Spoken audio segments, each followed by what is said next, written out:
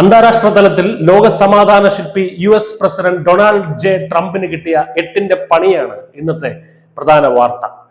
Trump ഒരു വെടിനിർത്തൽ പ്രഖ്യാപിച്ചു. പക്ഷെ പിന്നീട് അങ്ങോട്ടാണ് ശരിക്കുള്ള അടി തുടങ്ങിയതെന്ന് മാത്രം. തായ്ലൻഡും കംബോഡിയയും തമ്മിൽ 6 ദിവസമായി നടക്കുന്ന അതിർത്തി യുദ്ധം ലോകശ്രദ്ധയിൽ നിൽക്കുമ്പോഴാണ് പ്രസിഡന്റ് ഡൊണാൾഡ് ട്രംപിന്റെ ഈ വീരവാദം കടന്നു വരുന്നത്. തായ്ലാൻഡ് പ്രധാനമന്ത്രി അനുദിൻ ചരൺ വീരാഗുലയുമായി കംബോഡിയൻ പ്രധാനമന്ത്രി ഹുൻ മാനേറ്റുമായി താൻ വളരെ നല്ല സംഭാഷണങ്ങൾ നടത്തി.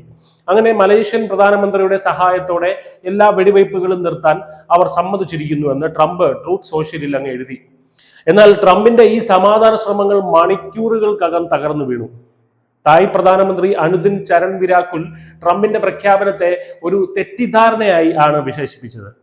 പോരാട്ടം നിർത്താൻ തായ്ലാന്റ് സമ്മതിച്ചിട്ടില്ലെന്നും സജീവമായ വെടിനിർത്തൽ ചർച്ചകളൊന്നും തന്നെ നടക്കുന്നില്ലെന്നും അദ്ദേഹം വളരെ വ്യക്തമാക്കി. ചർച്ചകൾക്ക് സമയമായിട്ടില്ല എന്നായിരുന്നു തായ്ലൻഡിന്റെ നിലപാട്.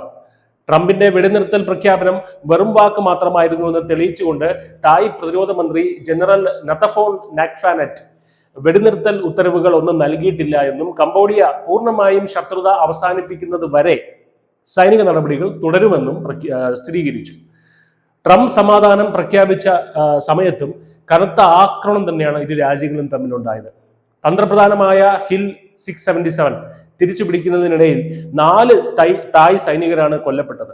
കംബോഡിയയുടെ ഔദ്യോഗിക പ്രസ്താവനയിലും വെടിനിർത്തലിനെ കുറിച്ച് ഒരു സൂചനയുമില്ല.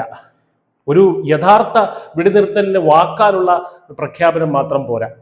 കംബോഡിയ ഔപചാരിക നിർദ്ദേശം നൽകി സൈനിക നടപടി പൂർണ്ണമായും നിർത്തണമെന്നാണ് തായ്ലൻഡ് ആവശ്യപ്പെടുന്നത്.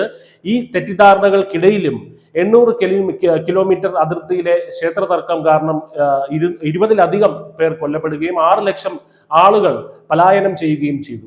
ചുരുക്കത്തിൽ ട്രംപ് വിളിച്ച് സംസാരിച്ചു, സ്വന്തം മനസ്സിലൊരു വെടിനിർത്തൽ അങ്ങ് പ്രഖ്യാപിച്ചു, എന്നിട്ട് ലോകത്തോട് വിളിച്ചു പറഞ്ഞു.